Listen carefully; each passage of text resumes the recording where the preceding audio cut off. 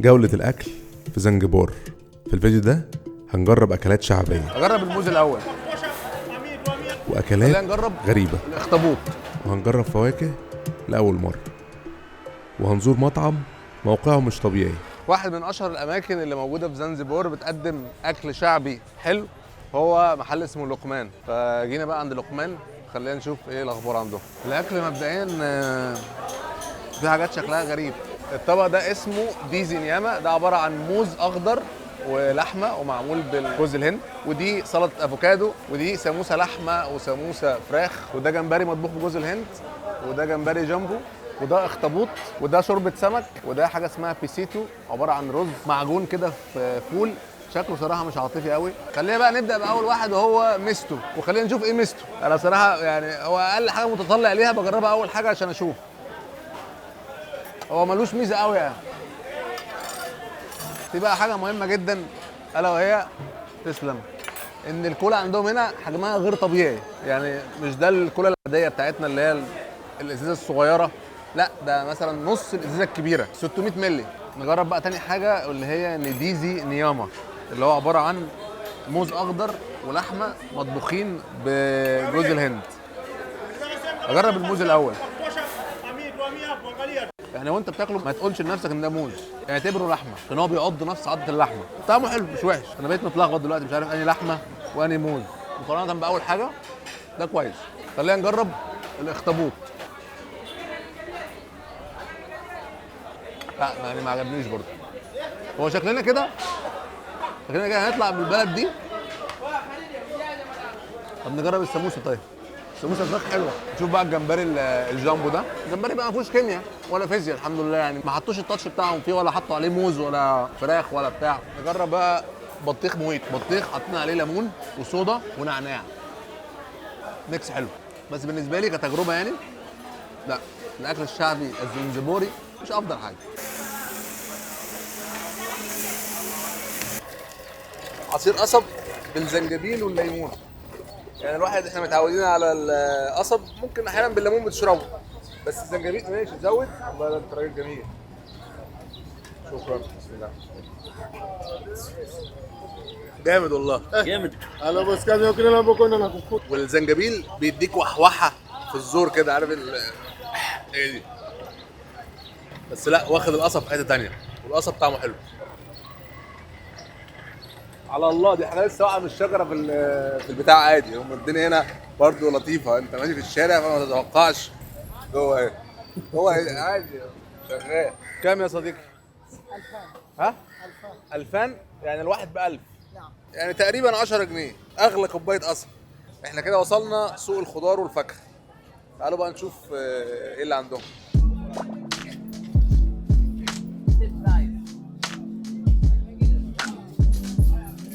انت ممكن تبص على الحاجات دي كده كلها موز عادي، لكن كل موز من دول ليه حاجه. ده للطبخ، ده للاكل، بس ده مش العادي اللي احنا بناكله، ده صغير شويه وغالبا طعمه مختلف. وده الموز الاحمر.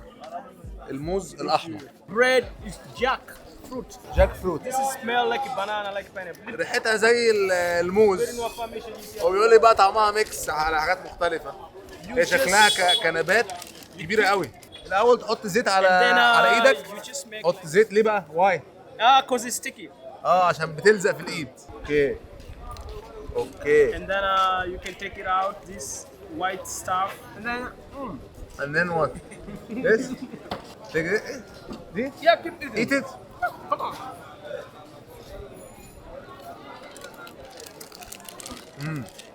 You take this out the seed. جامدة أوي. جامدة أوي والله. Swahili. طعمها زي الموز بس جامد. موز جامد.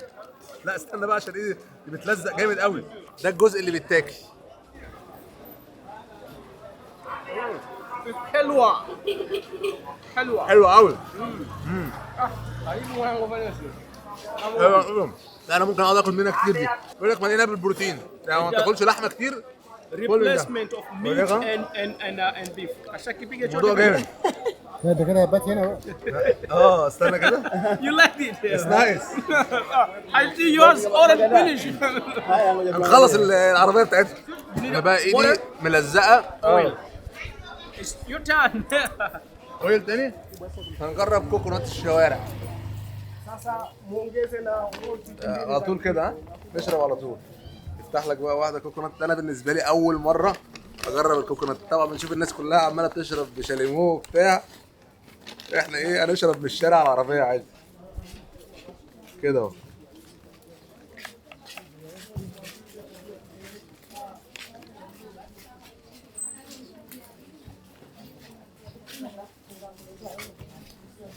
انا بشوف الناس بتبقى يعني عامله صور وبتاع وحاطه شاليمو وبتشرب، فببقى متخيل ان هو حاجه بقى ايه، هشرب مشروب ما شربتوش في حياتي. طعم وحش، ما تقطعش تاني، هو واحده بس.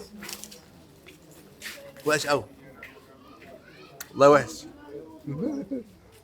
طب اجرب تاني، يمكن انا في حاجه.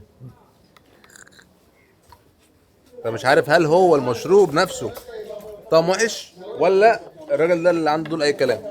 فانا ممكن اديله فرصه تانية. جينا هنا وقفنا في نص الطريق عشان ندي تجربه تانية لنفس البتاع ده، نشوف ايه خياله. المره اللي فاتت ما عجبنيش الصراحه. هنشوف.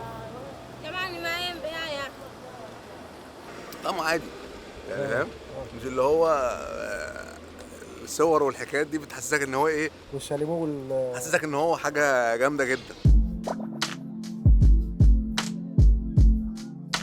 تجيب بقى الفاكهه وتاخدها كده في مكان وسط الغابات ووسط الحقول، ونقعد بقى ايه نجرب الفواكه الجامده جدا اللي موجوده هنا في تنزانيا. هي اصلا تنزانيا اجمل حاجه فيها الفواكه دي. اولا البابايا، خلينا نجرب البابايا.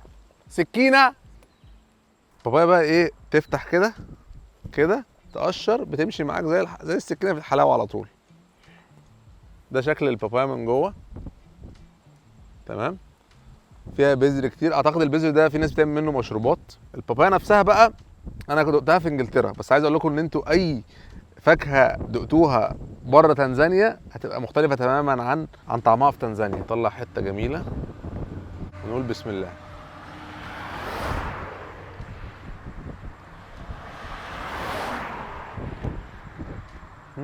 لا هو مبدئيا انا كده ما دقتش بابايا قبل كده، يعني دي حاجه والبابايا اللي انا دقتها حاجه تانية خالص خالص. مانجا، على تحس ان هي فيها حته بطيخ، على حته كنتالوب، على كذا حاجه كده.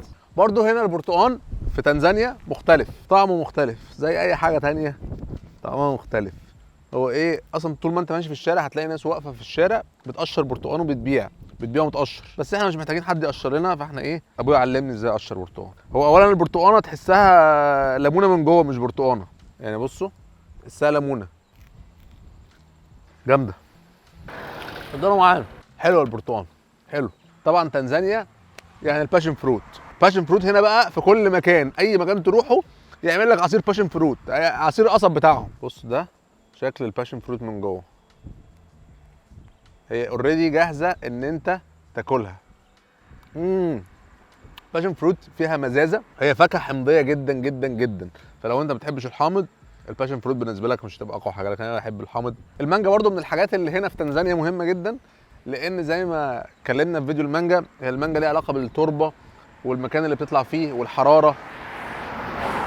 فهنا تنزانيا الحراره طبعا ما شاء الله، الشمس احنا دلوقتي في شهر 10 والحراره برضو زي ما هي اكنك في شهر 8 في مصر. هي ريحتها مش قويه زي المانجا بتاعتنا، يعني مبدئيا ريحتها مش قويه زي المانجا بتاعتنا، وطعمها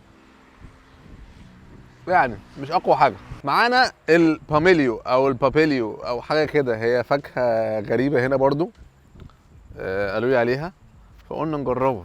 ده جريب فروت، جريب فروت، بس هم هنا بيقولوا عليها باميليو او باليليو، اليو، حاجه فيها سيليو. برتقال حامض قوي قوي، فهو نفس فكره الباشن فروت، لو انت ما بتحبش الحامض مش هيعجبك. نيجي بقى لاكبر افوكادو شفتها في حياتي. الافوكادو هنا عندهم مختلف تماما عن اي حته تانية. بصوا الافوكادو قد ايه، يعني عايزه مقارنه بدماغي كبيره. هنا طبعا اي مكان تروحه هتلاقي سلطه الافوكادو دي حاجه اساسيه عندهم، فهم بيحبوا هنا الافوكادو جدا. وهو ما شاء الله بصوا، هي الافوكادو، بس ايه، عايز برضه اوريها لكم من النص. اوبا، بذره ايه ما شاء الله كبيره جدا. بصوا البذره، هو كده كده الافوكادو ملوش طعم، بس ده مش زي اللي عندنا، ما تحس ان هم مفيش اصلا طعم، هو بس انت بتاكل حاجه عادي يعني.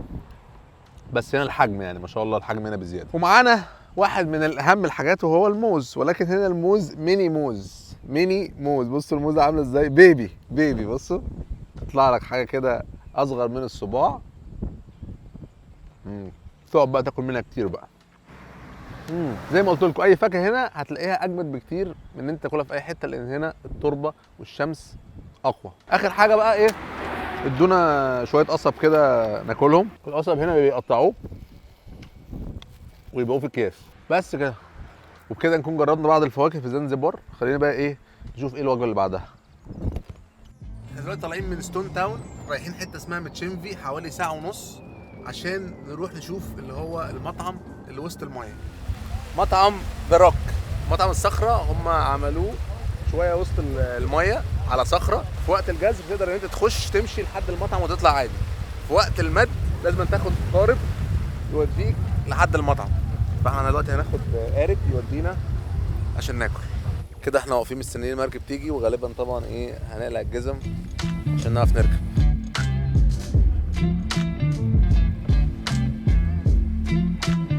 ده كده المنظر من المطعم زي ما انتم شايفين كده. ايه الشط، المايه عاليه، ممكن كمان كام ساعه كده المايه تهدى خالص وتنزل. عندهم المشكله ان القعده بره قليله، يعني الترابيزات بره مثلا 3 4، الباقي بقى كله جوه المطعم. فهو في قعدات بره وفي قعدات جوه. انا طبعا كنت افضل اقعد بره بس مفيش اماكن، ولكن المنظر جامد. فكره انت تبقى قاعد وسط البحر بتاكل، يبقى نطلب بقى سمك يعني وسط البحر، نطلب حاجه سي فود. المنيو جامد برضه، بصوا المنيو عامل ازاي، عاملينه كده زي كتاب بس خشب، تفتحه يطلع لك كده. بالنسبه للاسعار فهو غالي اعتقد بقى طبعا عشان المكان واللوكيشن والمركب اللي كل شويه بتروح تجيب ناس، وغير كده هو كمان بيستهدف ناس معينه. يعني اغلبيه الناس بقى اللي بتيجي هنا بتبقى جايه اصلا عن طريق الانستجرام او شافته في حته، وهو الصيت بتاعه كله على السوشيال ميديا. خلينا نشوف بقى الاكل بتاعه عامل ايه. وان جريلد لوبستر، طلبت كوكتيل عباره عن باشن فروت واناناس ومانجا، يعني ميكس جميل. مش عارف، حاسس ان فيه جوافه. نزلوا لنا الستارترز اللي هو عباره عن اخطبوط او حبار او صبيط ايا كان بتسموه ايه، مقلي. جامد. كوسه مقليه برضو، الكوسه في زنجبار بتفرق. ده بقى الجمبري. السي فود هنا حاجه تانية، يعني بما انك في وسط الميه هتلاقيهم بيصطادوا على طول، يطلع على المطبخ على طول. المطعم ده بقى له 13 سنه، واصحابه اصلا مش من زنجبار، اصحابه من ايطاليا. فانتوا متخيلين حد جه من بلد تانية خالص وقرر ان هو يستثمر في البلد دي ويعمل حاجه مختلفه، حاجه غريبه، في نفس الوقت نجح انه يجيب الناس في المكان ده. ناس بيجيله من جميع انحاء العالم عشان تيجي المطعم ده. نزل الطلب المين بتاعي وهو الاستاكوزا. شكلها صراحه جامد جدا، وبعدين متقطعه تقاطيع لطيفه وعاملين معاها تشيبس. ده توم وليمون. واحده واحده بقى كده ايه، نسمي الله ونديها.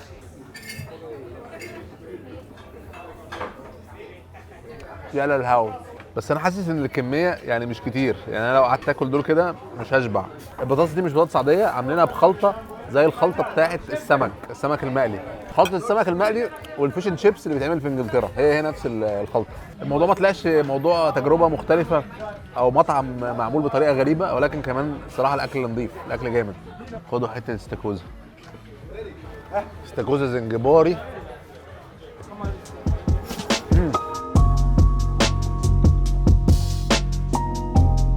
بصوا بقى بمسافة الوقت اللي احنا قعدنا اكلنا فيه، الجزر حصل والمية كلها رجعت على البحر. فبقى دلوقتي تقدر ان انت تمشي من هنا لحد الشط. جامد جدا.